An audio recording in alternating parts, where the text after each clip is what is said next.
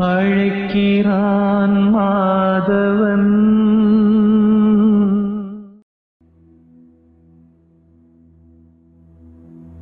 என் பேர் தாக்ஷாயினி. இந்த மார்னிங் பிரம்ம முகூர்த்தம் கிளாஸ் வந்து நான் ஃபர்ஸ்ட் பேட்ச் அட்டன் பண்ணியிருந்தேன்.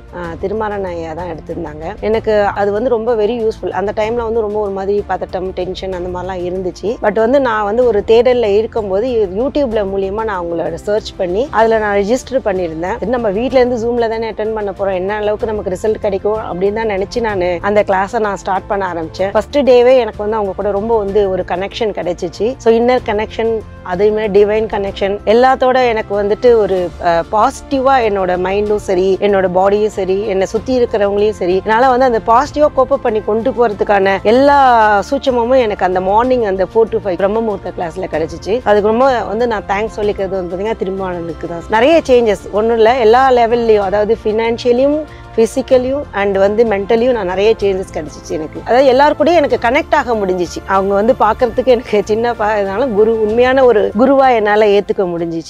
எல்லோருக்கும் வணக்கம். இன்றைய வீடியோ பதிவில் எந்த விஷயத்தை பற்றி நம்ம டிஸ்கஸ் பண்ண போகிறோம் அப்படின்னா, பலருக்கு இன்னைக்கு இருக்கக்கூடிய பலருக்கு செல்ஃப் கான்ஃபிடென்ஸ் அப்படின்றது வந்து ரொம்ப ரொம்ப ரொம்ப ரொம்ப ரொம்ப கம்மியாக இருக்குது.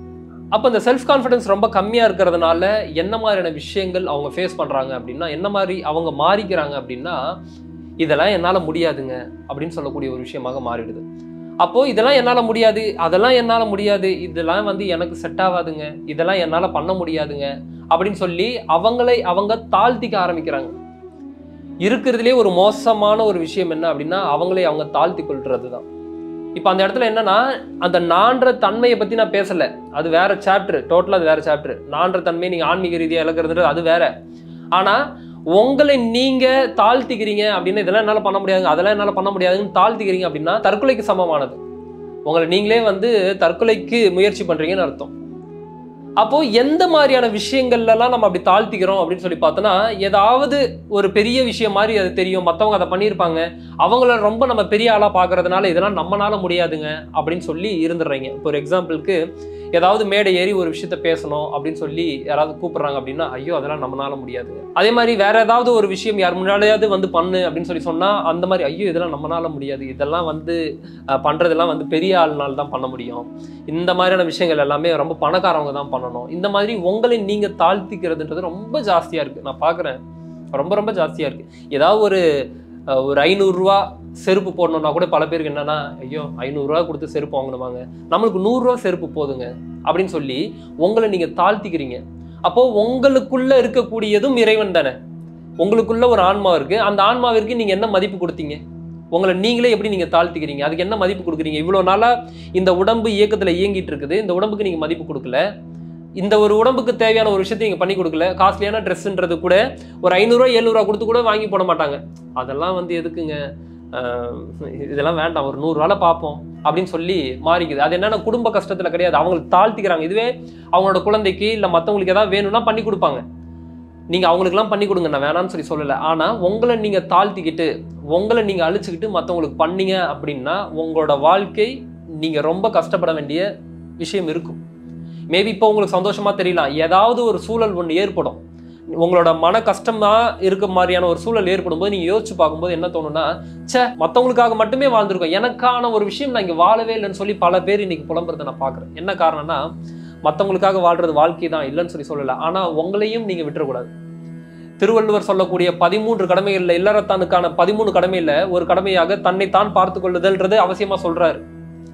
அப்படி இருக்கும்போது உங்களை நீங்க இழந்துட்டீங்க அப்படின்னா, மற்றவனுக்காகவே நான் வாழ்றேன் அப்படின்னா, என்னைக்காவது ஒரு விஷயம் சே இதெல்லாம் நம்ம இப்படி இழந்துட்டுமேன்னு சொல்லி ரொம்ப வருத்தப்பட வேண்டிய அவசியம் இருக்கும் உங்களுக்கு. அப்ப இந்த பதிவெல்லாம் எங்க இருந்து வருது? அதெல்லாம் என்னால முடியாது, அதெல்லாம் என்னால முடியாது, ஐயோ இதெல்லாம் பெரியவங்க பண்றது, இதெல்லாம் படிச்சவங்க பண்றது, இதெல்லாம் வந்து உயர்ந்த இடத்துல இருக்கிறவங்க பண்றது, பணம் காசு இருக்கிறவங்க பண்றது அப்படின்ற மாதிரியான விஷயங்கள் எங்க இருந்து வருது அப்படின்னா, சில பதிவுகளை நீங்க இங்க பார்த்துருக்கிறீங்க, இதெல்லாம் என்னால முடியாது, அந்த மாதிரியான ஒரு விஷயம் ஆட்டோமேட்டிக்காக அதை எடுத்துக்கும். அப்படி இல்லைன்னா ஏதோ ஒரு இடத்துல ஏதோ ஒரு விஷயத்தை நீங்கள் ட்ரை பண்ணியிருப்பீங்க, அந்த ஒரு விஷயம் அங்கே வந்து சக்ஸஸ் ஆயிருக்காது, அதனால என்ன நீங்கள் முடிவுக்கு வந்திருப்பீங்க அப்படின்னா, இதெல்லாம் நம்மளால முடியாது. இப்போ இன்னொரு எக்ஸாம்பிள் சொல்லணும்னாலே, இப்போ கவர்மெண்ட் எக்ஸாம் எழுதக்கூடியவங்களை கூட நீங்கள் எடுத்துக்கிங்களேன்.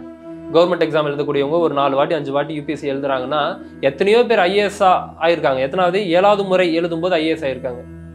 6 முறை இப்போ தோல்விதான். இப்போ இந்த 6 முறை தோல்வியில இருந்து இல்லைங்க இதெல்லாம் என்னால முடியாதுங்க, இதெல்லாம் வந்து நல்லா இன்னும் படிக்கிறவங்களுக்காக தாங்க அப்படின்னு சொல்லி இருந்துட்டாங்களா? 7வது முறையாக முயற்சி பண்ணி IAS ஆயிருக்கிறாருல்ல. அப்ப எப்படி அது நிகழ்ந்துச்சு? மீண்டும் மீண்டும் முயற்சின்ற ஒரு விஷயம் இருக்கும். நீங்க ஒரு இடத்துல தவறு பண்றீங்க அப்படின்னா அது உங்களுக்கு வராதுன்றதெல்லாம் கிடையாது. நீங்க முயற்சி பண்ணீங்கன்னா அதுல இன்னும் பெரிய ஆளா வரலாம். ஒரு பார்க்குக்கு போற ஒரு குழந்தை ஃபர்ஸ்ட் என்ன பண்ணுது அப்படின்னா, அந்த மேலே ஏறி இறங்குற மாதிரி ஒன்று இருக்கு.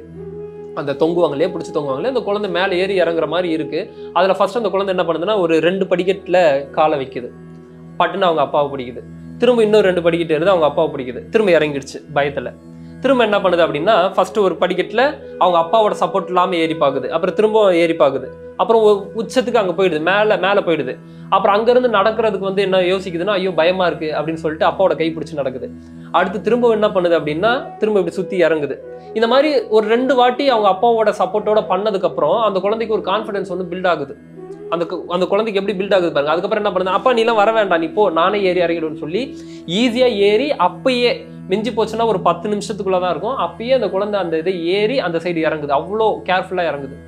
இப்போ ஒரு 5 நிமிஷத்துக்கு முன்னாடி 10 நிமிஷத்துக்கு முன்னாடி இதுலலாம் நம்மளால ஏற முடியுமான்னு நினைச்ச குழந்தை ஒரு 10 நிமிஷத்துல எடுத்த பயிற்சினால, பின்னாடி இருக்கக்கூடிய அந்த சப்போர்ட்னால அவங்களுக்கு அந்த ஒரு மனம் வந்து ஓகே நம்மளால பண்ண முடியுன்ற ஒரு விஷயம் வருது இல்லையா? அடுத்த 10 நிமிஷத்துலேயே அவ்வளவு பெரிய ஒரு விஷயத்த அது சாதிக்க முடியுது அப்படின்னா எப்படி உங்களால சாதிக்க முடியாம போகும்? அப்போ உங்களால சாதிக்க முடியாதுன்றதை நீங்க ஃபிக்ஸ் பண்ணிக்கிறீங்க. இதெல்லாம் நம்மளால முடியாதுன்னு சொல்லி நீங்க மைண்ட்ல ஃபிக்ஸ் பண்ணிக்கிட்டீங்கன்னா நிச்சயமா முடியவே முடியாது. ஏன்னா நீங்க என்ன இங்க பதிவு போட்டு வச்சிருக்கீங்களோ அதுக்கு தகுந்தாற் போல தான் நீங்க வேலை செய்வீங்க.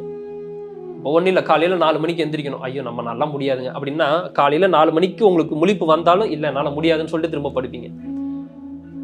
இப்போ ஏதோ ஒரு விஷயம் இதை பண்ணு அப்படின்னு சொல்லி சொல்றேன்னா இதெல்லாம் என்னால் முடியாதுங்க நீங்க ஃபிக்ஸ் பண்ணிட்டீங்கன்னா அது கண்டிப்பா உங்களால முடியவே முடியாது. முடியும் அப்படின்னு சொல்லி நீங்க நினைச்சு பாருங்க, நிச்சயமாக முடியும். அதுக்கு எப்படிப்பட்ட ஒரு சூழல் வந்தாலும் நீங்க அதை பண்ணியே தீர்வீங்க. இப்போ ஒரு இடத்துக்கு ஒரு காலையில 4 மணிக்கு அங்கே போகணும் அப்படின்னு சொல்லி இருக்கு. போனா எனக்கு பெரிய லெவல்ல ஒரு பிளஸ் இருக்கு, எனக்கு ஒரு காசு வரும், பெரிய லெவல்ல எனக்கு சொத்து எழுதி தராங்க அப்படின்னு இருந்ததுன்னா ஒரு பாசிபிலிட்டிஸே இருக்காது. ஆனா பாசிபிலிட்டிஸை நோக்கி மனம் பயணம் பண்ணும். என்னென்ன பண்ணலாம், 4 மணிக்குள்ள அங்கே ரீச் ஆகிறதுக்கு என்ன பண்ணலாம், அடுத்து ஒரு 2 மணி நேரம் தான் டைம் இருக்கு, கிட்டத்தட்ட ஒரு 200-250 கிலோமீட்டர் போக வேண்டியது இருக்கு, என்ன பண்ணலாம், அப்ப என்ன மாதிரியான மோட் ஆஃப் டிரான்ஸ்போர்ட் நம்ம எடுக்கணும், இப்படின்ற மாதிரியான திங்கிங்ல போகுது. ஏன்னா ஒரு விஷயத்தை அடையணும்னு முயற்சி பண்ணிடுச்சுன்னா அதுக்கு உண்டான பாசிபிலிட்டிஸை எடுக்கும். இதெல்லாம் என்னால முடியாதுங்க அப்படின்னா அங்க ஒரு பாசிபிலிட்டிஸுமே அது செக்கே பண்ணாது. அப்போ உங்களுக்குள்ள ஃபர்ஸ்ட் இந்த செல்ஃப் கான்ஃபிடன்ஸ்ன்றது ஜாஸ்தி ஆகணும். உங்களை நீங்க தாழ்த்திக்காதீங்க. ஃபர்ஸ்ட் என்னால முடியாதுன்னு சொல்லி தாழ்த்திக்காதீங்க.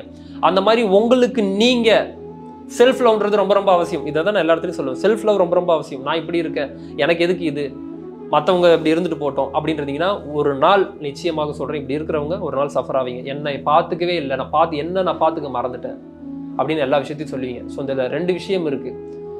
என்னன்னா செல்ஃப் லவ் காட்ட வேண்டிய அவசியம் இருக்கு. உங்க மேல நீங்க செல்ஃப் லவ் காட்ட வேண்டிய அவசியம் இருக்கு. உங்களை தாழ்த்திக்க கூடாதுன்றத நிச்சயமாக உங்களுக்கு ஒரு கணமும் புரியணும்.